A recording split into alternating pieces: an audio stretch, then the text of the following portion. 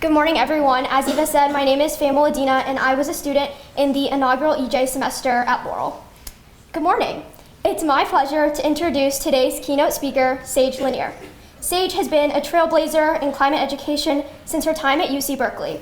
Frustrated by the lack of solution-oriented climate courses, she took matters into her own hands and designed a course that not only filled a critical gap, but also attracted a record number of students. This passion for change led her to found Sustainable and Just Future, a nonprofit dedicated to equipping young people with the knowledge and tools to build a more sustainable world. Named a Times Next Generation Leader, Sage's commitment to challenging the status quo and pushing for systemic change is an inspiration to all of us.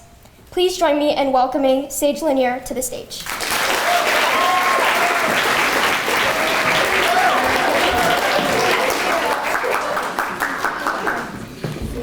Hi everyone, good morning. There we go. Where can I'm gonna drop this down. I loved a lot of those responses that I just heard. I heard a lot of, I really want to learn what we're supposed to be solving. I'm your girl, let's do it. I've got some loose notes. I tend to be rather unscripted and a bit chaotic, so we'll take this some fun places. You and I'm about 10 years older than you, and I've been spending a lot of time lately actually thinking about that, because the idea of 10 years is huge, but really, you and I don't look all that different in terms of age. I've been spending a lot of time thinking about what 10 years means, because it's been 10 years since I was 16 and I was sat in your shoes, in your seat, basically, and on my own journey of discovery. 10 years ago, we didn't actually really talk about climate change really largely. I only learned about it in AP Environmental Science. I was already very passionate about social issues. Coming to this, though, I realized that it kind of eclipsed all of the other struggles that I was already very passionate about, because how can you have human rights on a dead planet? I think the curriculum that I was learning too was so alarmist. It was so good at raising awareness of the problems. I started having panic attacks, basically. You know, we were learning about topsoil collapse and how the food system yields, where agricultural yields were going to fail in my lifetime at the same time that we were going to add 3 billion people. And I was looking around at, for example, hundreds and hundreds of new homes being built in Southern California where I grew up, and I was like, this is Tinder. This is a terrible idea. And everyone thought I was crazy, really. But being able to hold that truth for 10 years personally, and to have been right about it, it's not something I want to be right about, but in January, we saw 12,000 buildings razed to the ground in Los Angeles. That's not the first fire, it won't be the last, it was just the biggest ever in American history. I think lately I've been sitting with that truth of I've been right, and I'll continue to be right. And so what kind of planning can you and I do now so that when the world, when everyone writ large finally is oh my God, wait, this is so bad. So you guys were right about this. Who has a plan? We can be standing there I've got blueprints. I actually have scenario A, B, C. I've got scenario K. You and I were born into a world that feels like it's constantly breaking, especially lately. The news, even the weather, the rules, the correlation between hard work and payoff. We are looking at an economy where you can work a grueling blue-collar job for $35,000 a year, or you can become an influencer and make that in a single post. Or you can make a lot more than that if you learn how to do a crypto rug pull. So the correlation between hard work and payoff is eroding, and it feels like nothing makes sense for us. I think a lot of us feel each day like we're trudging through a lot of just uncertainty and just chaos, confusion. So the world is breaking in many ways. That's not our fault, but it is our opportunity. Because when everything starts to crack, new ideas have the ability to finally break through. The momentum of the old system is eroding, it's slowing down. So now there's an opportunity to build a new system, a new momentum, so that we can so that the path towards progress is a momentous force of its own. So this is not about fixing just one thing. It's about rethinking how everything fits together. I started off asking questions about how the world works to going to asking how it could work. When I was 19, so my sophomore year in college, I like I said, I learned about this in high school. I realized, all right, like, sounds like we're all going to die is probably the biggest, most important thing that I could spend my career working on. Let me do a degree in it.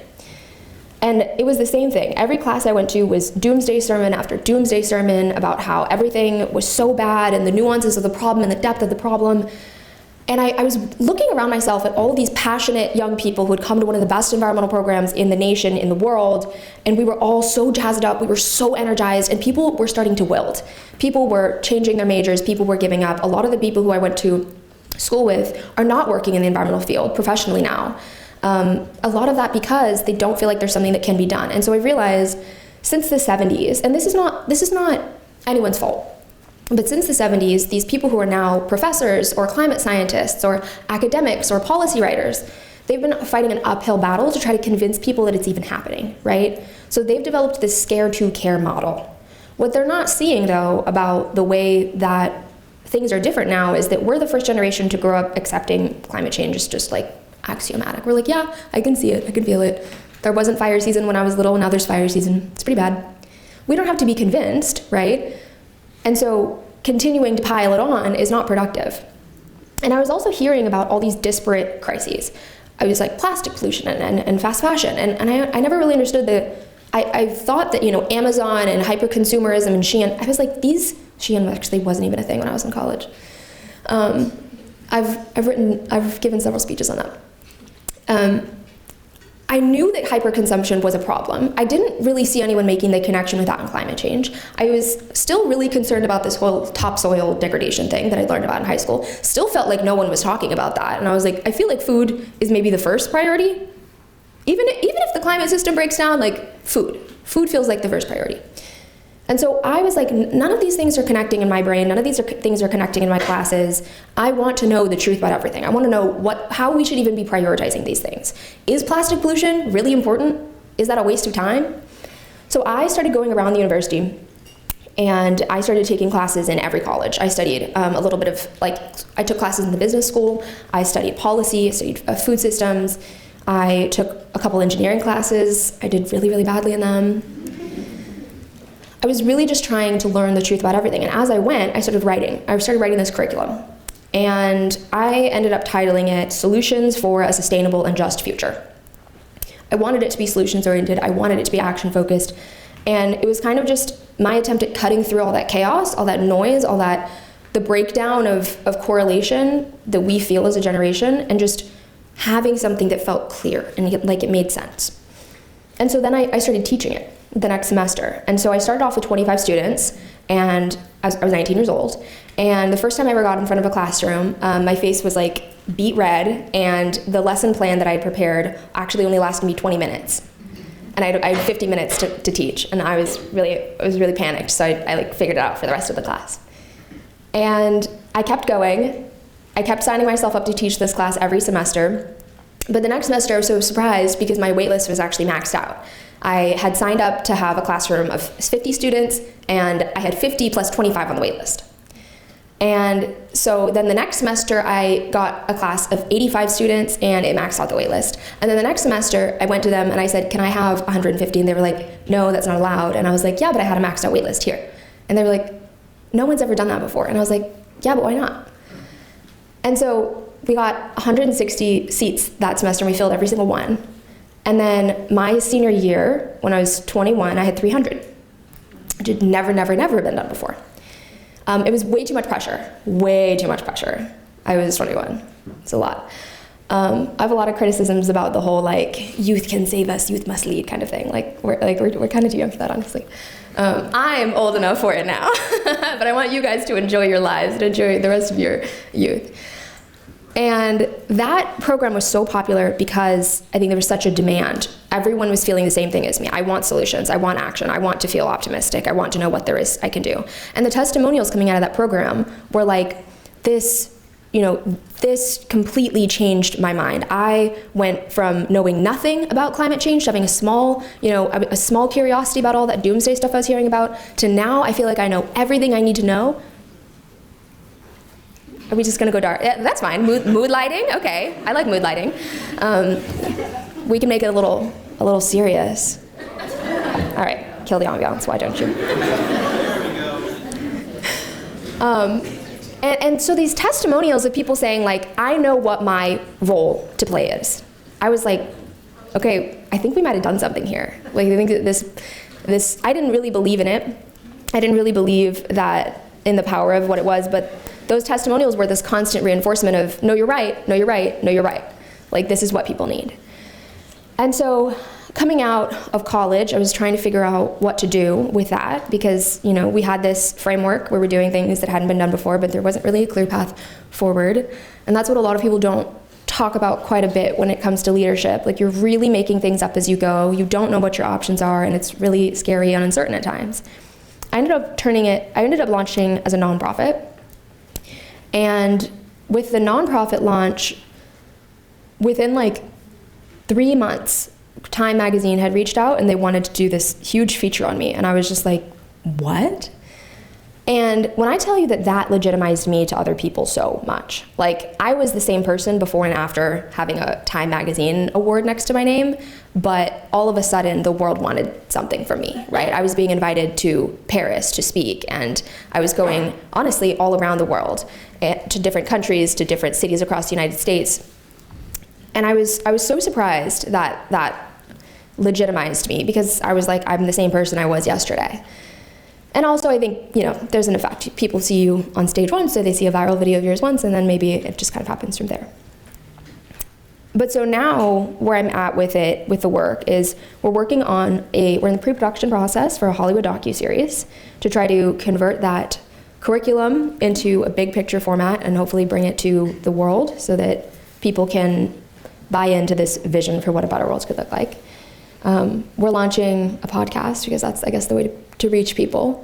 We're doing a lot of big media things this year, but separately, I'm also very interested in being an operator. So I'm helping businesses that I believe in that could, change the economy, that could solve environmental problems, to grow.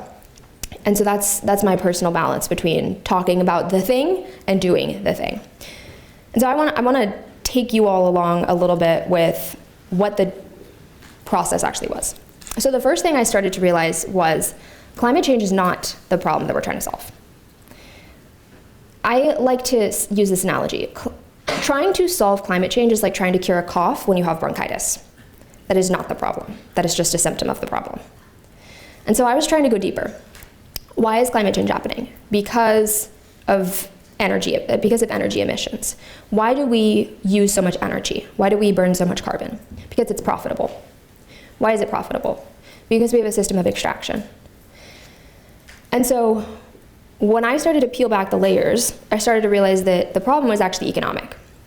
We have a linear economy. We extract resources from nature, we turn them into things, we ship those things all around the world, we consume them, and then we throw them away and we start it all over again. And this process happens faster and faster and faster every year, where everything from our jeans to our phones to our cars to our houses gets cheaper and cheaper, so that it gets unusable quicker, and so you need a new one. And that's actually where the majority of our carbon emissions are embedded in. 7% of global emissions come from mining. That's called a hard to abate sector. I would say it's more like impossible to abate. And so I was like, okay, so how do we solve the mining problem? Well, we're actually landfilling the majority of what we mine. So if we could increase metal recyclings, we could stop mining. And this is not the answer that is comfortable for the economic forces at large, so it's not the answer that we go for. We try to say, we have to build more solar panels and build more wind turbines, and that is, of course, true. But when you actually look at the numbers, we can see that just mathematically, factually, logistically, because these are tremendous feats of infrastructure that also require a fair amount of mining, we cannot build enough renewable energy fast enough to stay under 2 degrees Celsius. It is completely impossible. So we have to use less energy. And so how do we use less energy? We have to build a different economy. But there's so much opportunity, once that's clear for us, there's so much opportunity for excitement and innovation there.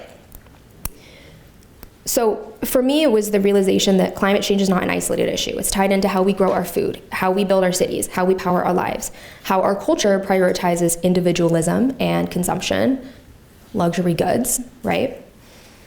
So I was realizing that the economy was driving overconsumption was driving waste, and waste was driving environmental collapse. And so if the system is the problem, then we need new systems, not just better slogans.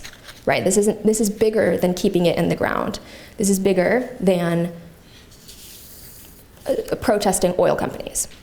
What we need is to really creatively reimagine not just what a better world could look like, but what does a better world look like while systems are collapsing? Because it is true that food systems are going to be disrupted. And so that is why we need a plan A, B, C, D, E, and all the way through K.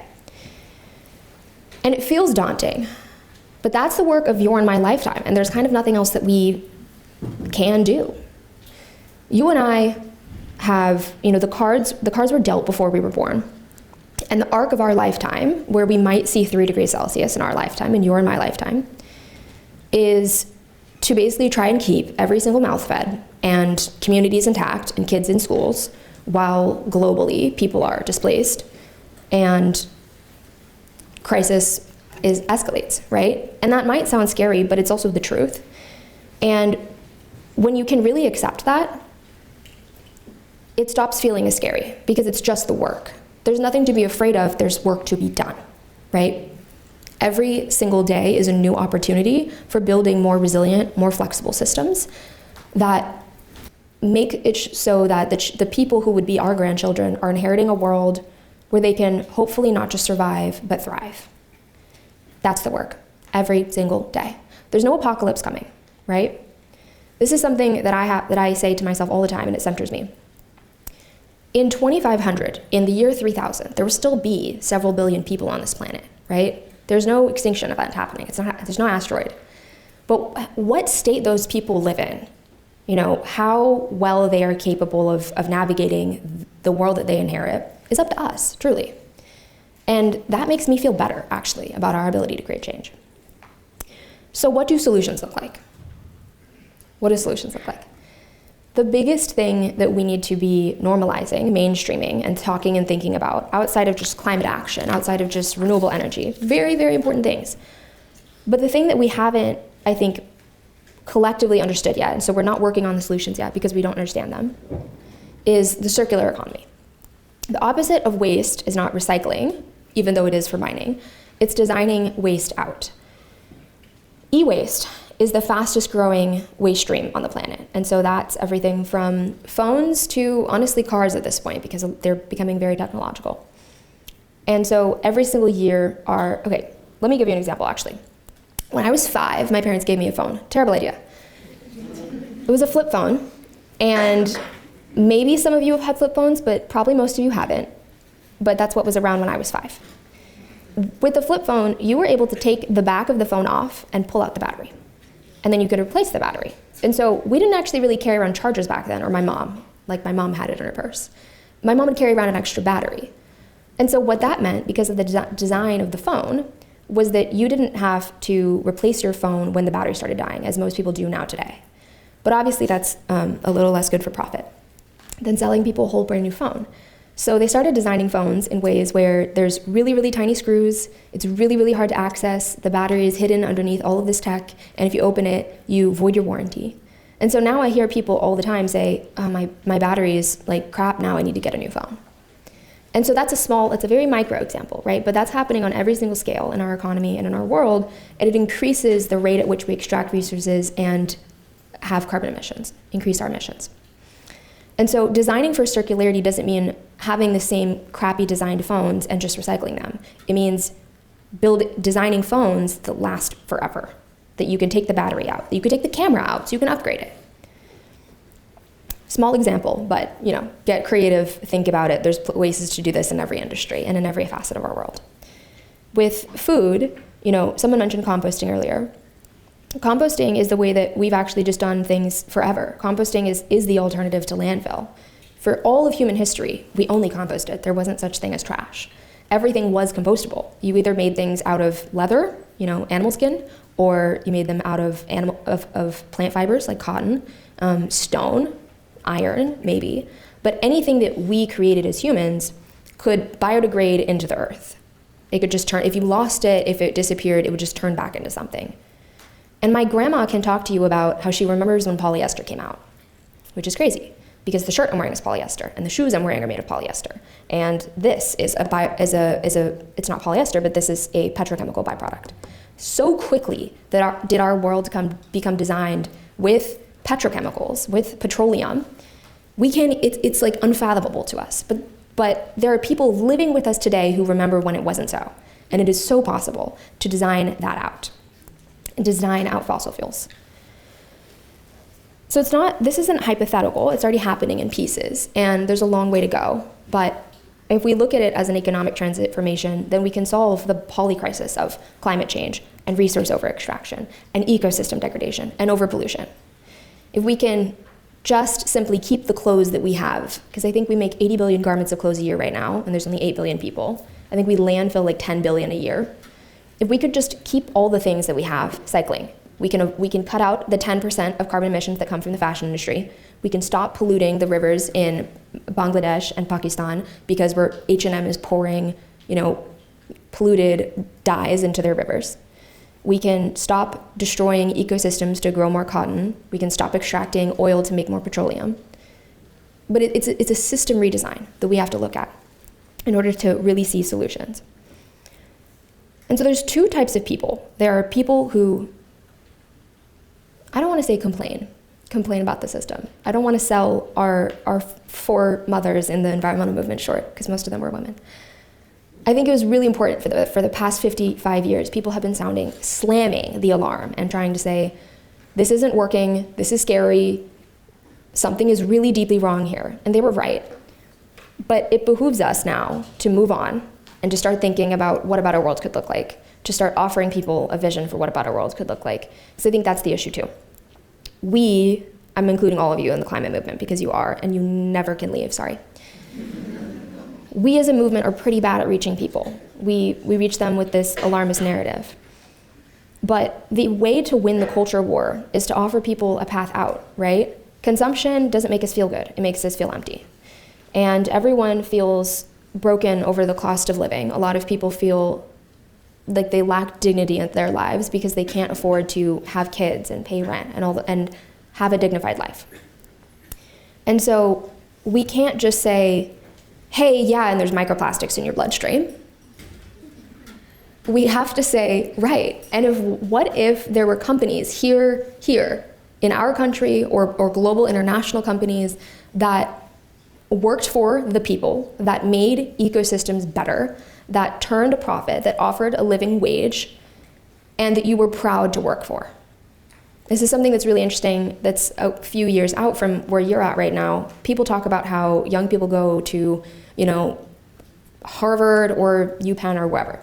And you come in with these essays where you're saying, I want to be a doctor, I want to solve climate change, I want to solve, I want to solve HIV, I want to cure cancer, and you leave, especially the really prestigious schools, as a consultant or in the finance industry. And it's because there's a lack of options. And so I'm at this really interesting age group where a lot of my friends who were idealists a few years ago are now giving up a little bit, or they feel like they're selling themselves out a little bit. And they haven't given up hope though.